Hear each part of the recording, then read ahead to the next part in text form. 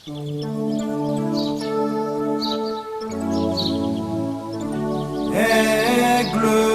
Jéhovah, l'encre de ma vie.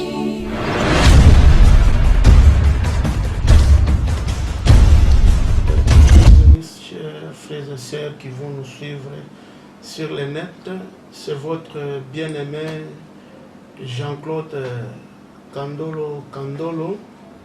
Je suis croyant du message. Nous avons disposé ce petit temps pour essayer un peu de partager sur la parole de Dieu à ce qui concerne le temps où nous sommes. Comme la fois passée, on avait parlé sur Élie de Malachie 4 et Élie de Tishpite, mais aujourd'hui, on va essayer d'avancer un peu sans plus tarder parce que notre temps est un peu minime.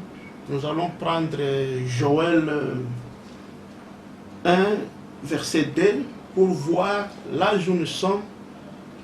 Élie de Malachie 4, lorsqu'il vient, quel est son travail, quel est son rôle, pour que nos chers bien-aimés qui n'ont pas encore cru le message, qu'il ait un peu l'idée de savoir qu'aujourd'hui Dieu a prévu un prophète pour le temps du soir.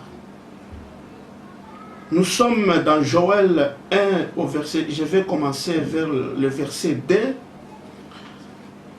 Écoutez ceci, vieillards, prêtez oreille, vous tous habitants du pays, rien de pareil est-il arrivé de votre temps ou du temps de vos pères?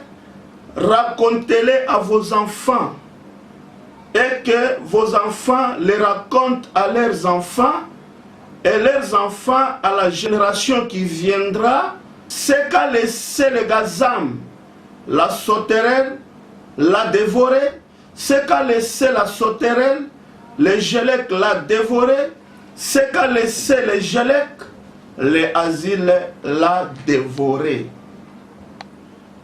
Prenons encore le 5e verset. Réveillez-vous, ivrognes, éclairez, vous tous, buveurs de vin. Gémissez parce que le mou vous est enlevé de la bouche, car un peuple est venu fondre sur mon pays.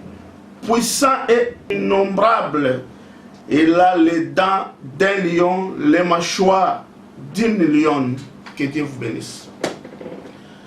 Vous voyez ici, dans Joël, c'est une vision que Joël rencontre. Il y a des sortes de sauterelles qui est venue l'un après l'autre. Mais avec le prophète de Malachie 4, William Aaron Branham, lui nous montre que ces sauterelles ici, ce sont des grandes dénominations qui ont rongé la parole de Dieu. Celui-ci a rongé, il a laissé, l'autre est venu, il a rongé, l'autre est venu, jusqu'à tel point que la parole de Dieu a été détruite. Alors il fallait que Élie de Malachie 4 vienne pour rétablir la parole de Dieu. Comme Élie de Tishpite avait fait avec les 400 prophètes de Baal. Élie de Tishpite, qu'est-ce qu'il avait fait? Il a commencé à rétablir l'autel qui a été détruit.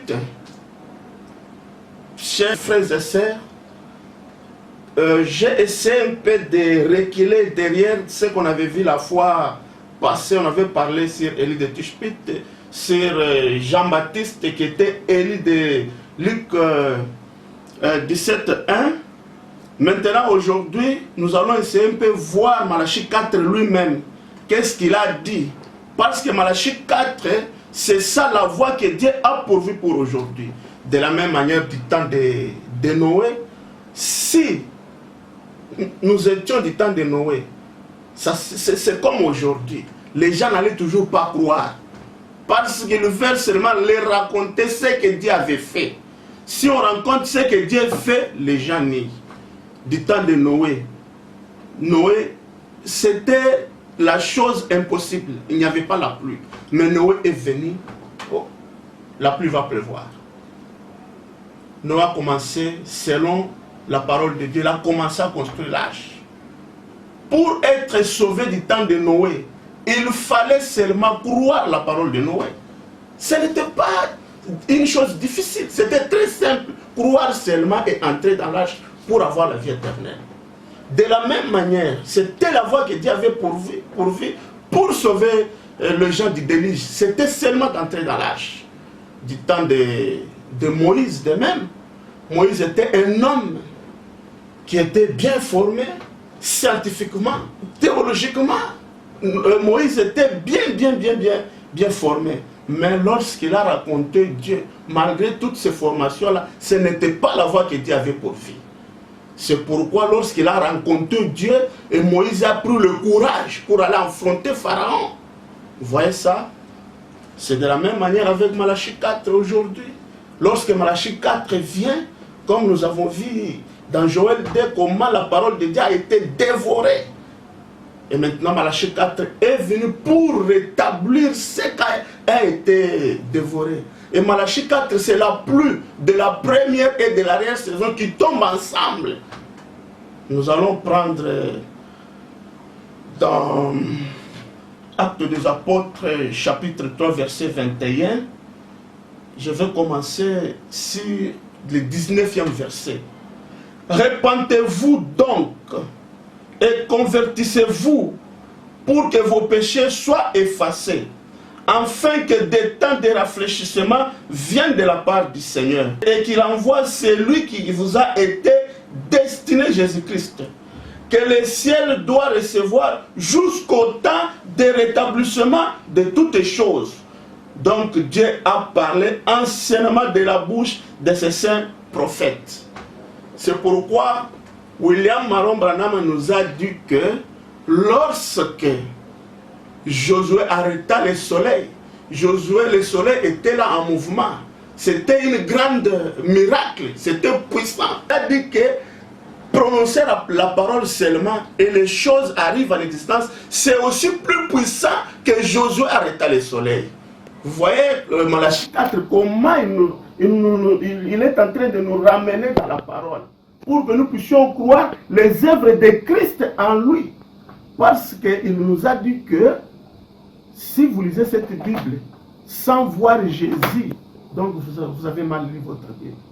Tout ce que Jésus avait fait, ce sont les œuvres de Malachie 4, parce qu'il est venu pour interpréter et l'Ancien et le Nouveau Testament. Dans la prédication Allumer la lumière du 25 janvier 1964, le prophète dit ceci: nous sommes morts dans le communisme et dévorés par toutes sortes de gélèques, des organisations. Et aujourd'hui, les gens sont morts dans des organisations, dans des groupes religieux, religieux, sans pour autant connaître qu'ils sont morts. Parce que ce n'est pas la voie que Dieu a pourvue. La voie que Dieu a pourvue au dernier jour, c'est croire Malachie 4. Parce que c'est Malachie 4 qui va incarner les œuvres de Christ. Comme il les a montrées chez les Samaritains. Il a discerné les pensées de la femme. Il lui a dit que tu as 5 maris. Et le 5e n'est pas ton mari. Et la femme, comme il avait la connaissance de la parole que Christ devait venir, c'est pourquoi il avait cru à cette prophétie que Jésus-Christ lui avait révélée. Alors aujourd'hui, de la même manière, lorsque Christ vient, c'est pour rétablir toutes ces choses. Parce que Christ typifie l'arbre qui était dans le jardin d'Éden. Regardez Adam et Ève, la voie que Dieu n'avait pas pourvue après avoir mangé le fruit, après avoir péché. Il a conçu, il est allé prendre le figuier pour se couvert. Ça c'est le prophète dit, la religion de figuier. Ce n'était pas la voie que Dieu avait pourvue.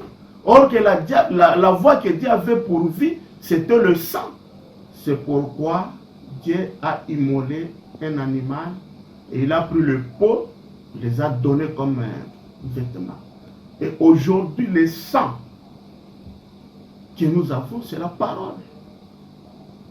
Et la parole, c'est le sang.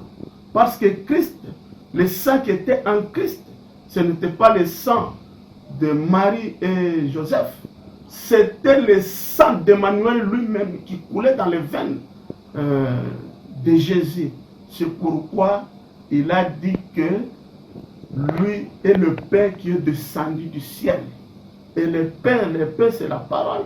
Et le pain donne la vie. Si vous croyez à la parole, vous avez la vie. Et la parole faite chair aujourd'hui dans vos yeux, devant vous, mais les gens nient cela. Et nous avons eu cette grâce de croire la manifestation des promesses de l'air en notre temps. C'est pourquoi j'avais voulu seulement vous présenter, vous qui n'avez pas encore cru Malachie 4, vous puissiez savoir qu'aujourd'hui, Dieu a parlé, Dieu a utilisé un homme, comme j'avais dit la fois passée. Dieu n'a pas besoin de machine, Dieu a besoin seulement d'un homme. C'est l'instrument que Dieu utilise, parce qu'il a dit dès le commencement, créer l'homme à notre image, à notre ressemblance. Regardez lorsque les anges ont péché, Dieu les a précipités sur la terre. Mais au jardin d'Éden, lorsque Adam et Ève s'est égarés, ils ont péché, directement Dieu a descendu pour demander à l'homme où est-il, parce que l'homme s'était indigné sur la terre. C'était ça que le diable cherchait toujours à faire dévier l'homme de la présence du Seigneur. C'est pourquoi aujourd'hui, il nous a envoyé Malachie 4 pour qu'il puisse rétablir toutes choses et pour que nous puissions connaître que l'arbre qui était dans le jardin d'Éden, c'était le Seigneur Jésus-Christ. Et la parole faite chair aujourd'hui, Malachie 4, vraiment, c'est ça, c'est un amour que Dieu a manifesté. Et cette parole, c'est ce qui nous donne même la foi de l'enlèvement. Si vous ne croyez pas Malachie 4, et vous espérez à être enlevé, quel enlèvement? Or que Malachie 4 est en train de sonner la trompette. Repentez-vous, faites ceci comme Jean-Baptiste. Donnez vos âmes à Christ. Parce que c'est Christ qui est le pain. C'est Christ qui est le chemin. Christ est tout. Il est le roi des rois.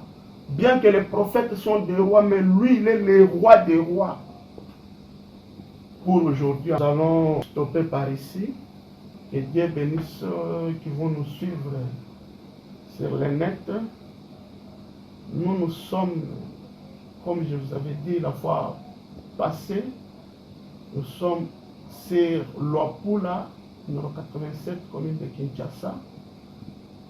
Nous prions au Zorobabel Tabernacle chez Pasteur Olivier Ilunga. Pour aujourd'hui, que Dieu vous bénisse. Bye.